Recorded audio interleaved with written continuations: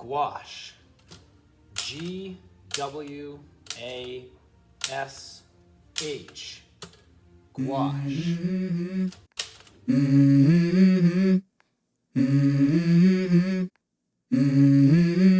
How is everyone?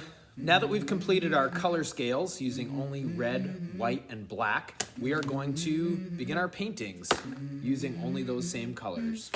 Gouache. Let's go. So this is a demo that I do in pieces each time. So you can see areas that I would probably consider finished, being the face, the hair, the coat, and other areas that are still, of course, preliminary. Your challenge here is how do you end up showing different colors and different textures and lighting using only red, black, and white. I think for this example, I'm gonna paint this, this pant leg. So you can see in the photo reference, we're basically transcribing our puzzle piece kind of tiles, our shapes, and doing a direct translation between what is light, which would be leaning more towards white, what is dark, which would be leaning more towards black, and what is mid-tone, which might be leaning towards red. That doesn't mean that you're gonna have like red intensity all throughout. You're just going to think in terms of like, how can you add like a visual flavor to some of your elements? Like the jacket has hints of red to activate it, but the skin has like more of a warm quality to it. You're using the black and white printout as your guide. You're painting from that. If you were trying to take your color digital image and trying to translate it into black, white, and red, it would be overwhelming. But at least by working off of the black and white, you can see like, all right, this is light, this is a little bit darker, this is really dark. So it helps you to kind of steer yourself towards these colors. So I'm going to begin with a lighter color. I've just basically taken my contaminated brush and taken some white, and you can see that I end up with this kind of pinkish color. If I decide that that's a little bit too saturated, I can take a hint of black on my brush, mix that into the formula, and it'll, too much of a hint. It'll gray it out a little bit more. This is a little too watery for my taste or my liking, so I'm going to just try to thicken it up with a bit more pigment. So once I achieve a color that I think is going to work for the pant leg, beginning off in the section that is light. So you see this shape here is light, and I find that shape. So I'm gonna paint that in here on the pant leg. And initially, because I'm going on a white surface, that might look kind of shockingly dark. It's all relative. This will have the appearance of being light once it's in context of darker elements. I'm working with one of these black brushes that have a little bit of a better point. I think the blue ones, at least from the little experience I've had with them, they feel like they aren't able to get as much of a point. So it's very controlled. I feel, if it's possible for me to feel calm, I feel calm while I'm doing this. I've just taken some red and it's got a little bit of like the pollution from the black, and that to me gives me a good transition from this light color that I was just working with to a darker color that I can use here on the mid-tone range. So I'm gonna paint that in. And you're probably going to notice that once I approach the sections that are wet, it's just like watercolor where you get the wet on wet blending. Now, some of you may want that to happen and some of you may not.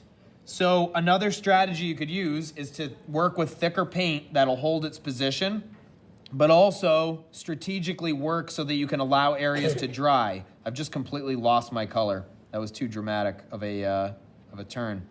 Do you see the difference between the bottom of the pant leg and the top of the pant leg? This, because it's more water-based, it doesn't have as much pigment to it. It started to run together. But this area here that has more pigment, it's held its position. So just kind of note the difference there. That might be something for you to keep in mind depending on the look that you want to achieve. I'm trying to be really careful about my edges so that I can get this kind of razor sharp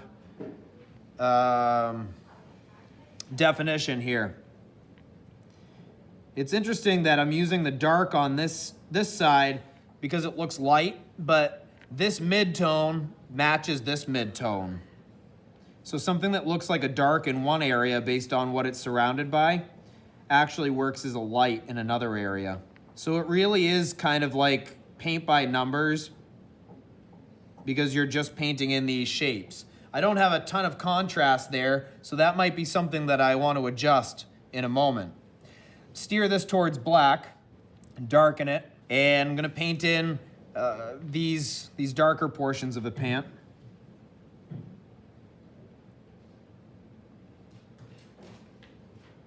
The approach here is different than that of the chair where we had layer sitting on top of layer. I'm not actually painting everything as light or everything as dark or anything like that, because if I were to do that, I would lose all of my shapes. So I'm working in this like puzzle piece fashion. However, when I get to an area like this, if I want to darken it, I can have that sitting on top of what came before it, and that helps to start to darken it. Because when I squinted this, yeah, this is all supposed to be dark, but I think some areas the contrast needs to be increased. I'm going back into the spot that I just painted to add an increased amount of dark. Let's say you didn't like the real sharp puzzle piece edges. What you can do is blend it. So if you take the paper towel, not the paper towel, the paintbrush, and you just kind of soften over what you've painted, it blends those edges together. It's not the greatest method, I don't think, because you can see that now I've got a darker line. So it works best when you're adding pigment in addition to that softening. So you can soften your edges, but also add pigment at the same time. I'm really gonna try to deepen the contrast here. Going in with straight black, take some of it off, and try to transition it so that I get a real presence of the knee here lifting forward. And if I remove some of the paint from the brush, go back in towards a light, I can kind of pull the highlights up in towards the shadow. So in this case, to answer that question, there's sort of one layer here, but it's also, I've added a second one while it's still wet. What you're really looking for here is contrast and the ability to differentiate between shape, object, plane, and texture. Can you see that a little bit more? Yeah. In terms of how it's painted? It kind of looks painterly, but from far away, hopefully it takes on the appearance of just being like a dark pant leg. Because when I squint at the photo, or when you squint at the photo, you see how dark this really is. And it's just on like the upper leg that is light. I'm gonna mix the lightest version of this color that I can get just by taking white, a little bit of this red. When you look at the photo, the fingers are brighter than the pant leg. Your background is never going to be touched. That'll stay the white of the paper. But you might have something that has like moments of pure white, but even areas that are white should still have should still have mid-tone and shadow applied to them. I'm going back over that portion of the pant just to increase the contrast. You're not necessarily only doing one layer, but it's just gonna kind of depend on the form.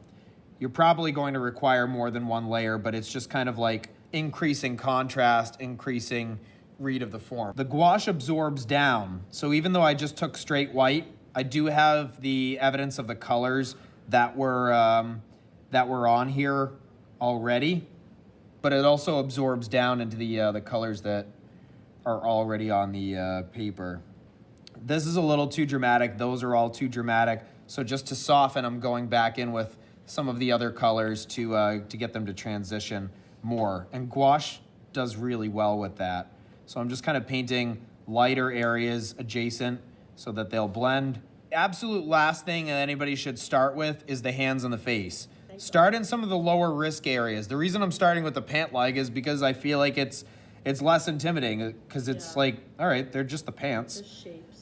It's not that they don't matter, but oftentimes, especially if you're beginning, you tense up when you're like, oh, a face. So gain experience on both how to paint and how to use the gouache elsewhere on the painting so that you can work up your skill level and your confidence. There can be another demo for the face. On the back there, that should be darker. You'll see as it dries, it absorbs down. it's not like I'm allowing layers to dry. That happens quickly anyway because it absorbs into the paper. But the more I layer, the more like transitions I'm able to get between the colors, and I'm able to better define contrast. All right, so start with an area that's not the hand or the face. Get some experience. And thanks so much for watching. If you have any questions, please feel free to ask me in person, or you can email me, and you can always refer back to this video as necessary. All right, see you tomorrow.